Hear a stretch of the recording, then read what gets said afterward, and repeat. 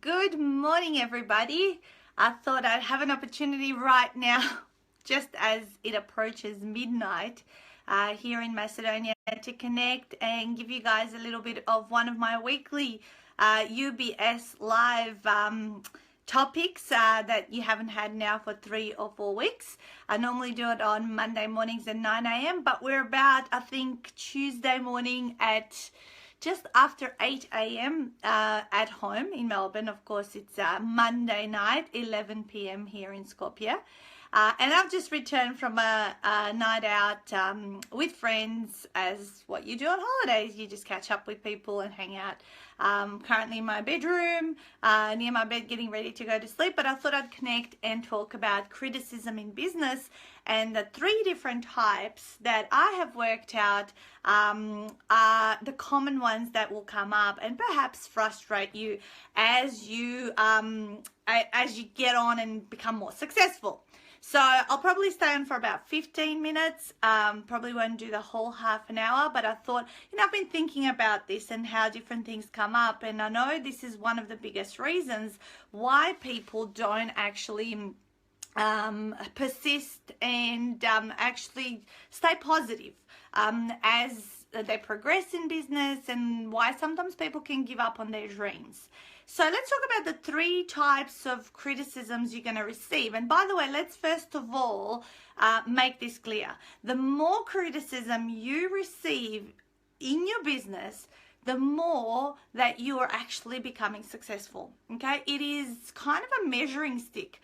If you don't hear anything, you're obviously not making any kind of statement or a stand about what you believe in, because ultimately at the end of the day, not everyone is going to love you.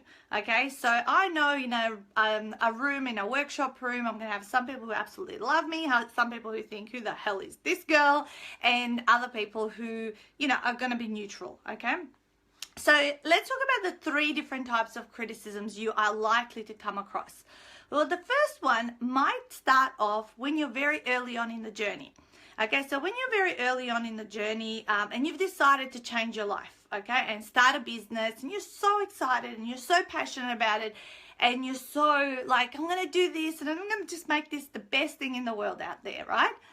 And what happens is people around you who've known you as a certain person, a certain personality,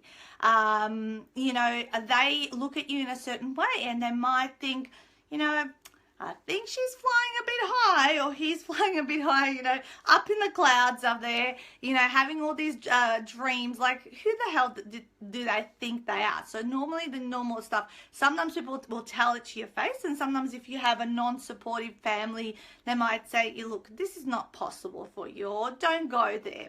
Sometimes I meet a lot of people who decide to write their book through our Ultimate 48-Hour Author Program. And what happens is they can excitedly go out and tell their nearest and dearest that they're writing a book.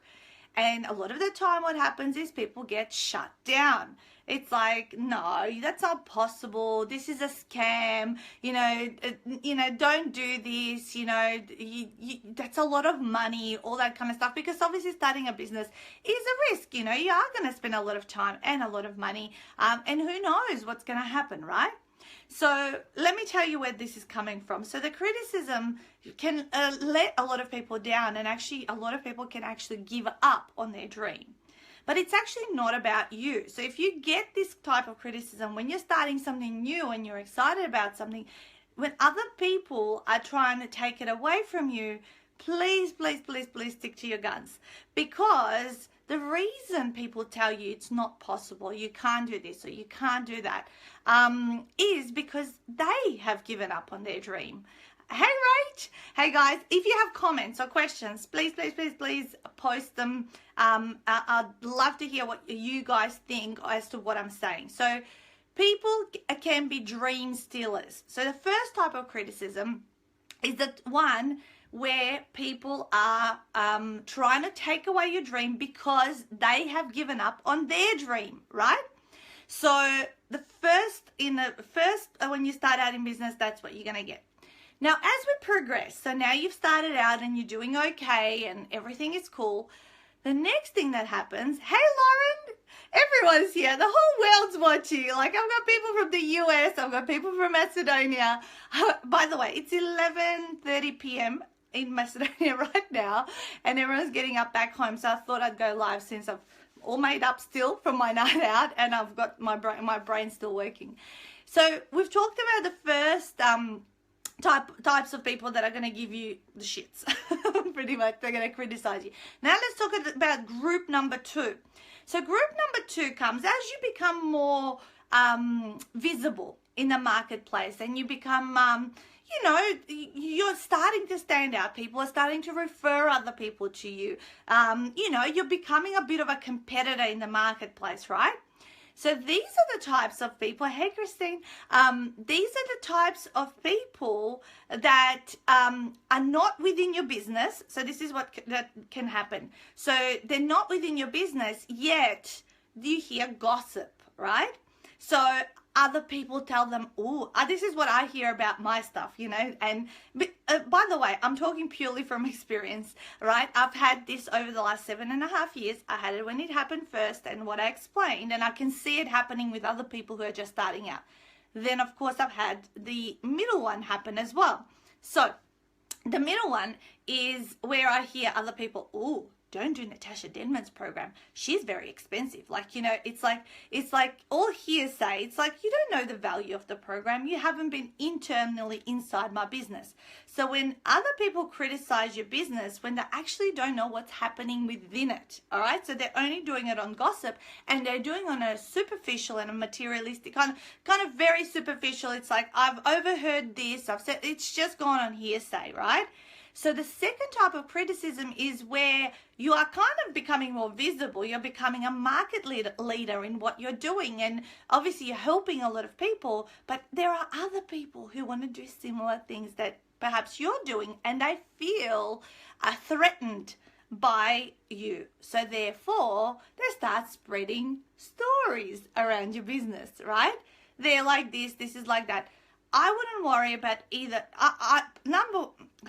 The number one thing I just want to really make a point out of everything that I'm sharing right now, please don't give a shit about anything, who's criticizing you, because as long as you put your head on the pillow, there's my pillow, at night, I always say this, as long as when you put your head on your pillow at night, you know you've done everything with honesty and integrity, and that you have served people to the best of your abilities, and you have not scammed someone or ripped someone off, then you've got nothing to worry about when it comes to criticism, okay?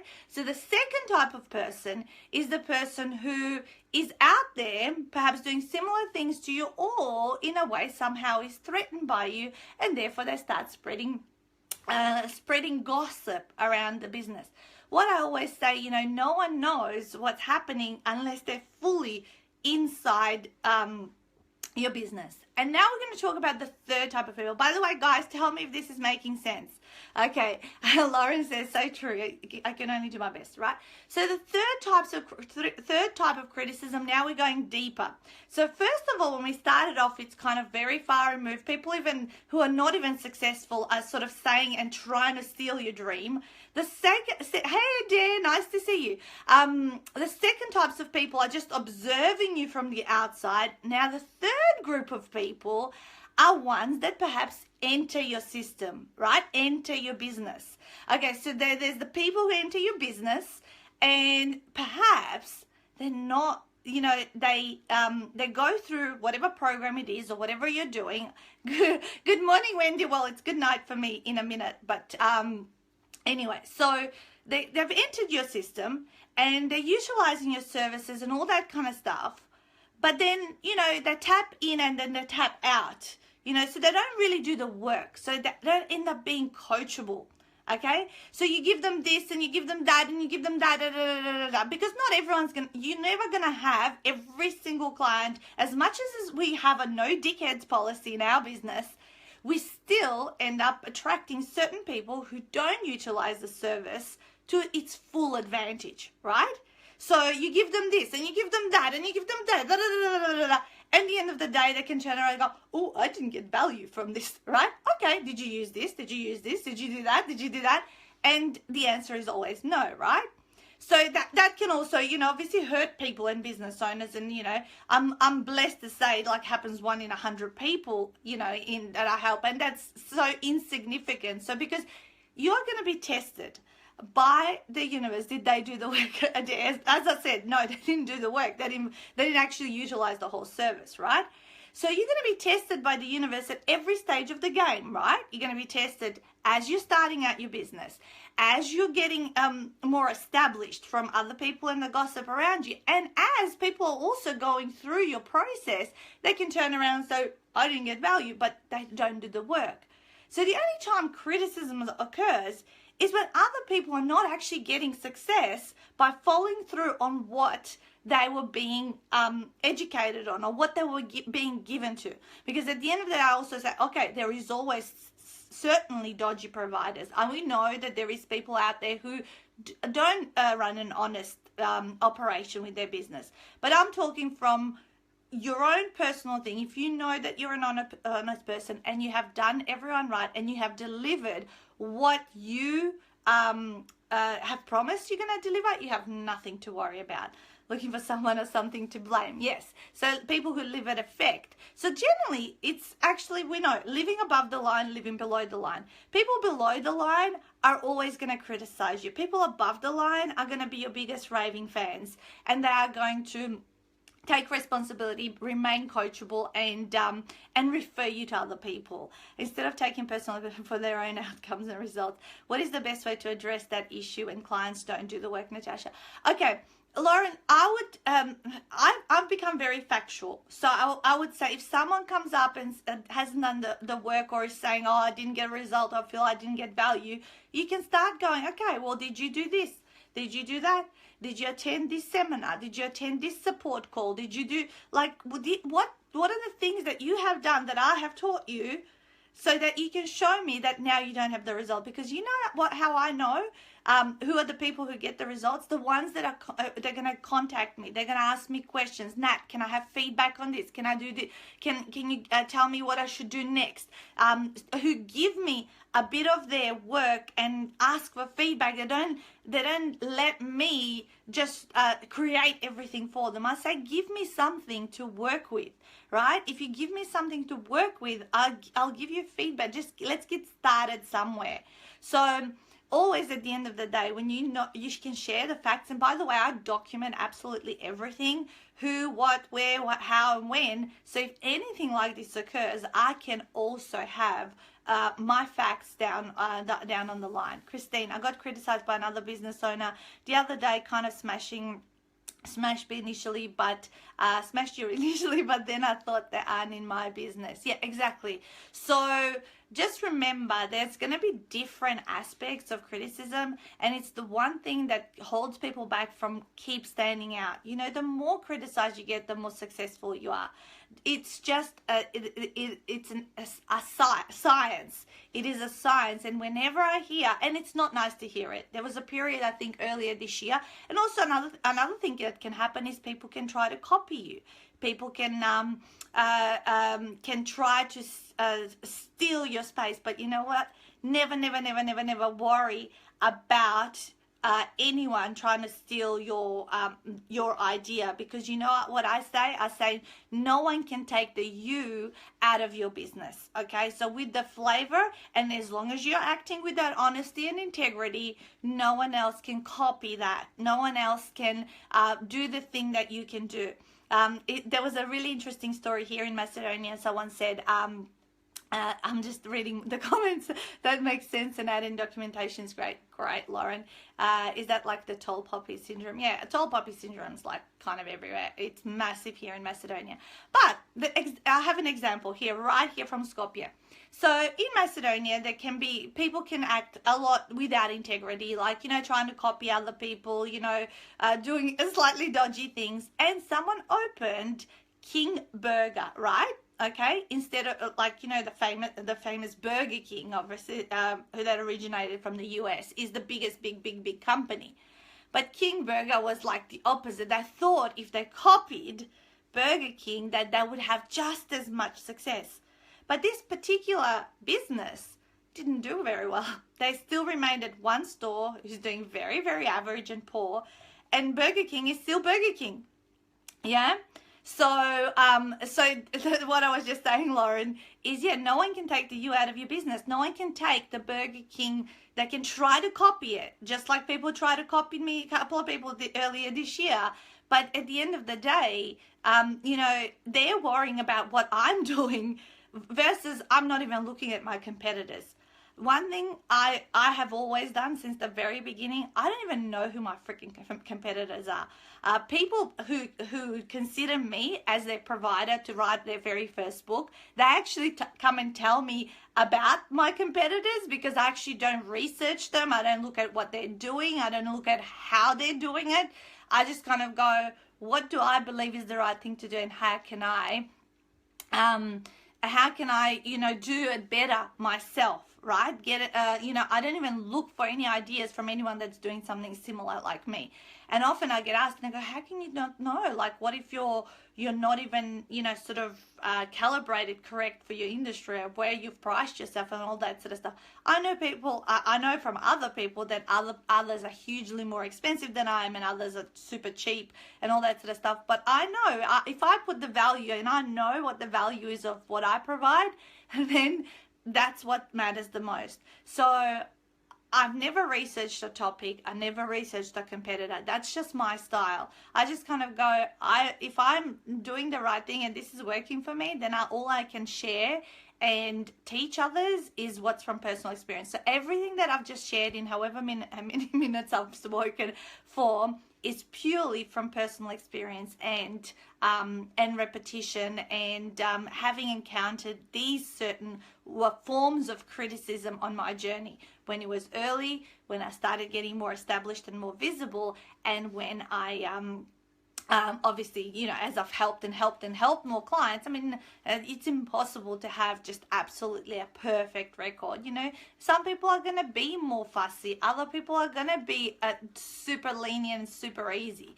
So I'm happy that you guys have enjoyed that chat really late at night. As I said, it's nearly midnight here in Skopje.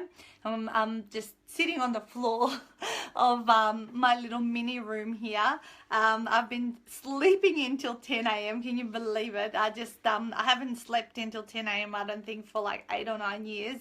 But I wake up every morning and I'm kind of going, where am I? What seminar do I have to go to? Who do I need to speak to today? And then after like 3 seconds, I realized, oh shit, I'm still on like another whole week break, and it's really felt like I've actually been here for a long time. But another 8 more sleeps till see my family, but I am going to enjoy the next 7 days. As you can see, I've been doing lots of pampering, lots of hanging out, lots of socializing, and still keeping a tab on the business and still connecting with you guys, because I just enjoy connecting with everyone that that I'm serving and that I'm helping through all of this, and I just love what I do, so it doesn't take any effort.